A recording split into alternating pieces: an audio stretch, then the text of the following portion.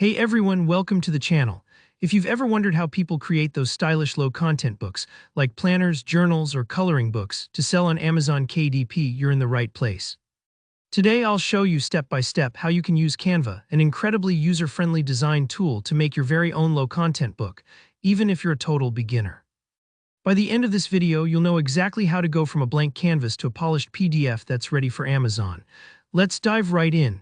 First things first, you'll want to head over to Canva's website. If you don't already have an account, don't worry, it's free and only takes a minute to sign up. Once you're on the homepage, look for the big purple Create a Design button. You can't miss it, it's usually up in the corner. Click that and a little search bar will appear, here, where you want to type in book. It's important to be specific here because Canva has a wide variety of templates and you want something that works perfectly for a book layout. When you type book, you'll see options like book covers, storybooks, and more. Since we're focusing on low-content books, choose a template that matches your project's vibe, maybe a planner, a notebook, or even a blank template if you want more creative freedom. Think of this as picking the bones for your book. You'll flesh the rest out as you go. Now, once you've selected your template, it'll load up on your screen.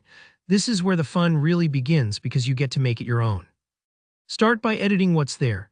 You can click on any part of the template, the text, the boxes, whatever, and just start changing things up.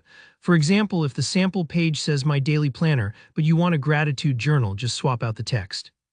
Take a second to get comfortable moving elements around. Just like rearranging furniture in a room, it might take a tweak or two to get it how you like, but that's totally normal. After editing, it's time to add elements. Elements are the building blocks of your design, things like lines, icons, shapes, or even little illustrations. On the left side, you'll see an Elements tab. Try searching for things that match your theme, maybe sunflowers for a cheerful journal or checkboxes for a planner page. When you find one you like, just drag it onto the page and resize it as you wish. Little touches like these can give your book personality and help it stand out from the sea of generic designs. Next, look at your background. Sometimes the default is plain white, but you might want to add a splash of color to make the pages pop. On the toolbar above the design, you'll see an option to change the background color. Keep in mind that for Amazon KDP, it's a good idea to stick with lighter colors, since bright backgrounds can make it harder to write on or read, especially if users want to actually use the book. Play around until you find something soft but inviting. Adding text is another crucial step. Just hit the text tool again, it's on the side, and choose from headings, subheadings, or body text. You can use this for inspirational quotes on each page, instructions, page numbers, or prompts for your journal. Try to keep your fonts clear and readable. Remember, less is more. You want it to look clean rather than cluttered.